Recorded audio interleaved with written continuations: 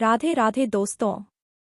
हमारी आज की कहानी का शीर्षक है संस्कार। आलोक जी और निशा एक मध्यम वर्गीय परिवार से ताल्लुक रखते थे। उनके दो बेटे थे, अजय और सुरेश। उन्होंने अपने बच्चों को बहुत ही अच्छी परवरिश दी थी। साथ ही उनके पास पैसे की कमी होने के बाद भी उन्होंने उनकी पढ़ाई में कभी कोई कमी नहीं रखी। अपनी हर ख्वाहिश को दबाकर उन्होंने अपने बच्चों को अच्छा पढ़ाया। फिर उनका बड़ा बेटा पढ़कर अच्छी नौकरी करने लगा, लेकिन अभी नई नई नौकरी लगने के कारण उसकी सैलरी बहुत ज्यादा नहीं थी। लेकिन अच्छी नौकरी के कारण उसके शादी के रिश्ते आने लगे और आज उसकी शादी है। आज आलोक जी और निशा जी बहुत खुश है, क्योंकि आज उनके मन की मुराद पूरी हो रही थी। आज उनके छोटे से घर में शादी की चहल पहल थी। माँ निशा नई बहू के स्वागत की तैयारी में लगी थी। आज उनकी खुशी का कोई ठिकाना ही नहीं था। थोड़ी ही देर में अजय अपनी दुल्हन कनिका को लेकर गाड़ी से नीचे उतरा। माँ ने अपनी नईनवेली बहू की आरती उतारते हुए कहा, भगवान तुम दोनों के जीवन में खुशियां भरे, तुम्हारे आने से मेरा घर मंदिर हो जाए। फिर शुरू हुई मुंह दिखाई की रस्म और इन सब में पूरा दिन बीत गया। 2-4 दिन में मेहमानों से भरा घर खाली हो जाता है। अब घर में बचते हैं सिर्फ 5 लोग, माँ, बाबूजी, अजय, कनिका और सुरेश। निशा जी कनिका को बहुत प्यार करती थी। वह उसका हर तरह से ध्यान रखते थी। निशा जी का पूजा पाठ में भी बहुत विश्वास था और वह कनिका से भी पूजा पाठ के लिए कहती थी। कनिका भी उनकी हर बात मानती थी। लेकिन कनिका को एक बात खटक रही थी कि वह अभी तक हनीमून के लिए क्यों नहीं गए, और नई नई होने के कारण वह अपने मन की बात किसी से कह भी नहीं पा रही थी। इसी तरह शादी हुए 10 दिन बीत चुके थे। एक दोपहर अजय कनिका ने कहता है, सोच रहा हूं कि ऑफिस ज्वाइन कर लूं। कनिका तुरंत बिस्तर से उठकर बैठ जाती है, क्या हम हनीमून पर नहीं जा रहे हैं? अजय कनिका की बात सुनकर चौंक गया। उसे इस तरह के प्रश्न की उम्मीद नहीं थी। फिर भी अजय ने जवाब दिया, अभी शादी में बहुत खर्चा हो गया है। आने वाले 1-2 महीने में जाते हैं न? कनिका ने पूछा, पक्का? अजय ने जवाब दिया, हाँ पक्का। अगले दिन अजय ऑफिस के लिए निकल जाता है। शाम को अजय घर पहुंचा तो देखा कि माँ, बाबूजी और सुरेश कनिका के साथ टीवी देख रहे थे।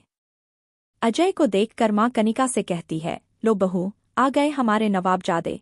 उनकी इस बात पर घर के सभी सदस्य हंस पड़ते हैं और कनिका शर्मा कर उठ जाती है। थोड़े समय में डिनर करने के लिए परिवार के सभी सदस्य बैठते हैं। बाबूजी ने अजय से कहा, अब तुम्हारी शादी हो गई और सुरेश को लेकर भी हमें कोई चिंता नहीं है।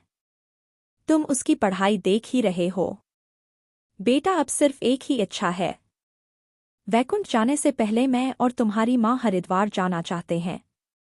अपने पिताजी की बात सुनकर अजय तुरंत बोला, बिल्कुल बाबूजी, मैं आप लोगों की यह इच्छा पूरी करूंगा। अजय ने हामी भरते हुए कनिका की तरफ देखा और मन ही मन सोचने लगा कि पत्नी को खुश करूं कि माँ बाप को। खाना खाने के बाद अजय और कनिका कमरे में जाते हैं। कनिका थोड़ी नाराज लग रही थी। अजय समझ गया कि उसे हनीमून पर जाना है। अगली सुबह वह बाबूजी से कह देता है कि मैं पहले कनिका को हनीमून पर ले जाऊंगा, उसके बाद आप लोग हरिद्वार जाना। बेटे की इस बेरुखी से पिता को दुख हुआ। वह बोले, मेरा तो ठीक है बेटा, लेकिन अपनी माँ के बारे में सोच। वह कल से कितनी खुश है। अजय बिना कुछ कहे चला जाता है। ऑफिस के लिए निकलते समय वह लंच बॉक्स भी नहीं ले जाता। कनिका को ये बात और खराब लगती है। शाम को वह घर आता है और कनिका को अपना डेबिट कार्ड देते हुए कहता है, नाराज मत हो, ये लो कार्ड, तुम्हें जहां भी जाना है टिकट बुक कर लो। अगले दिन अजय के फोन पर बैंक का मैसेज आता है। वह समझ जाता है कि कनिका ने आखिर टिकट बुक कर लिया। शाम को खाने के टेबल पर सब काफी खुश होकर बैठे रहते हैं। इतने में निशा जी अपने बेटे का माथा चूम लेती है। अजय के चेहरे पर सवालिया निशान साफ झलकने लगते हैं। तभी बाबूजी बेटे के पीठ पर हाथ फेरते हुए कहते हैं, थैंक यू बेटा, परसों हमें निकलना है हरिद्वार के लिए। आश्चर्य के साथ अजय ने कनिका की तरफ देखा। कनिका मुस्कुरा दी। कमरे में पहुंचने के बाद कनिका ने कहा, इच्छा चाहे किसी की भी हो, पूरी होनी चाहिए। क्या हुआ अगर पहले माँ बाबूजी घूम आएंगे, और आपने यह कैसे सोच लिया कि मैं माँ बाबूजी के घूमने का छोड़कर अपने घूमने का प्लान बनाऊंगी? मैं ऐसा कभी नहीं कर सकती। मेरे लिए हमारी खुशी से पहले हमारे माता पिता की खुशी आती है। तुषार ने पत्नी को गले लगाते हुए कहा, माता पिता को सर्वश्रेष्ठ बनाकर तुमने सच में घर को मंदिर कर दिया। धन्य है तुम्हारे माता पिता जिन्होंने तुम्हें ऐसे संस्कार दिए। मुझे बहुत खुशी है कि ऐसे संस्कारों वाली पत्नी मेरे घर में आई है। तुम्हारे आने से मेरा घर स्वर्ग बन गया।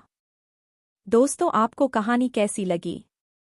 कमेंट में ज़रूर बताइएगा। अगर आपको कहानी अच्छी लगी हो तो वीडियो को लाइक करें। चैनल पर नए हो तो चैनल को सब्सक्राइब करें। हमारे साथ अंत तक बने रहने के लिए धन्यवाद। जय श्री राधे।